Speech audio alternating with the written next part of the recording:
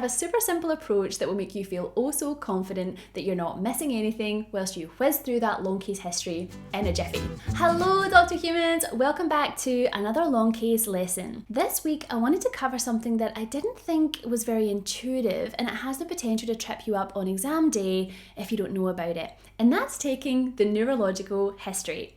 So you can imagine that people with multiple sclerosis, Parkinson's disease, or even cerebrovascular events are people who would make great long cases on exam day, right? But with those conditions which can lead to multiple impairments, it can be hard to know where to start. And so I have a super simple approach that will make you feel oh so confident that you're not missing anything whilst you whiz through that long case history in a jiffy.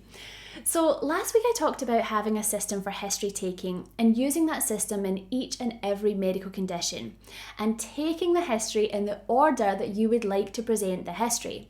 If you haven't seen that video, then definitely check that out. But what I want to do here is expand on that as it pertains to the neurological history. So whatever structure or acronym you're using, that's fine.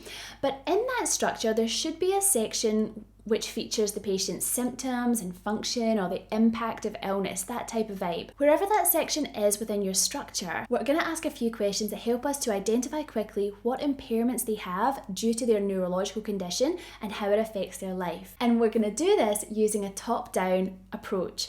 So starting with cognition and mood, then vision, speech and swallowing. Now, speech and swallowing ties in very well to nutrition, so you might also want to clarify here if they're on a thickened or thin fluid diet. If they have a PEG tube, for example, that would go here. Next, motor and sensory. So motor, of course, you can talk about weakness in their arms or legs, what gait aids or mobility aids they use, and how they get around. For sensory, you could mention sensory deficits, and this is also a great place to stash chronic pain if that's a feature. So of course that would have to be neuropathic pain, but it's a great place to place this in your history.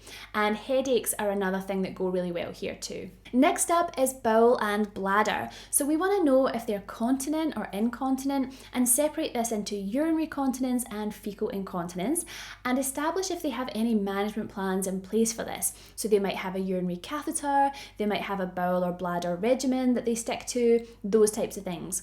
And lastly, autonomic dysfunction. Most of the time that's going to be referring to postural hypotension, such as in Parkinson's disease. So that top-down approach is what I would do to gather up all the information you need to see how this condition affects their life, affects their function, what impact is it having. Now, when it comes to actually presenting this, I don't want you to present the whole top-down approach. I only want you to present the positive findings.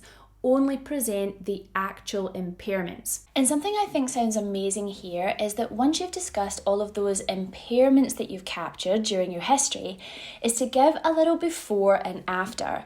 So before this diagnosis, Mavis was, and then you can talk about their work or things that they used to enjoy.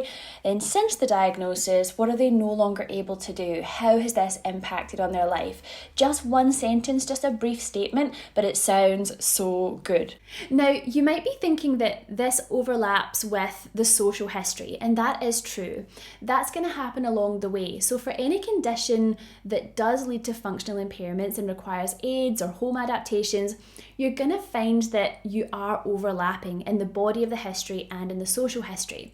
Now, there's no right or wrong way to do this, but I personally do think it sounds good to cover the impact of illness at the time you're discussing the illness, the condition itself.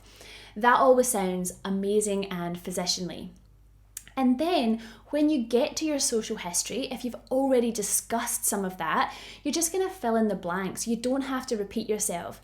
And I'd actually encourage you not to repeat yourself. And you might say something like, I've already mentioned the home adaptations in the context of Mary's multiple sclerosis, so you can skim past things you've already said or acknowledge that you already said them, okay? That's going to sound lovely as well. The examiners don't want to hear things twice.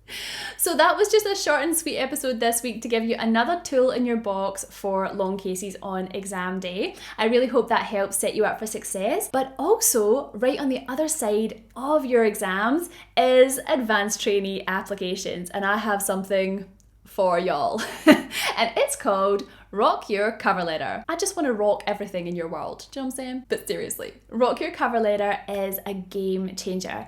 In this on-demand tutorial, I give you all the tools you need to write a winning cover letter. I also share my very own cover letter that I used back in the day to get into advanced training. It's high yield indeed, and I hope you'll join me. I'll leave the link to that below. And otherwise, I'll see you in the next lesson. Bye!